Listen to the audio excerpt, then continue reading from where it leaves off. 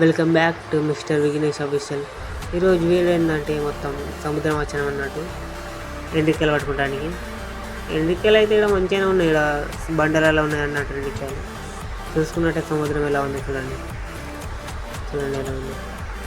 చూసుకున్నట్టయితే ఇలా చూడండి, ఎండికాయలు పడుతుంది ఉండాలి కూడా ఇలా సెలగతో పడుతుంది చూడండి, సెలగతో బండలలో తవ్వుకుంటా. ఇక్కడ కూడా చూడండి, ఇక్కడ తవ్వుకుంటా పడుతుంది చూడండి, తవ్వుకుంటా పడుతున్నాడు చూడండి. ఇక్కడ చూసుకున్నట్టయితే ఇలా లొకేషన్ చూడండి.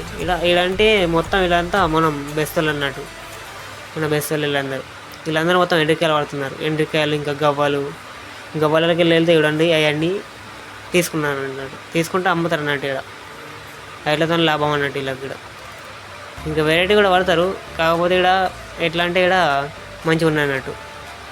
చూసుకున్నట్టయితే మొత్తం చూడండి ఎండ్రికాయలు ఎలా పడుతున్నారు మా దోస్తులు.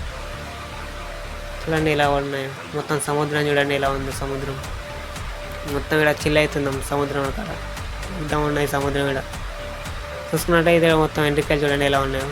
ఎండ్రికాయలు మంచిగా దొరికినాయి ఇక్కడ, మంచిగా ఎంత అంటే 5-6 కిలోలు అయితే ఇక్కడ చూడండి. ఎండ్రికాయలు ఎలా దొరికినాయి, మంచిగా ఉన్నాయి ఎండ్రికాయలు.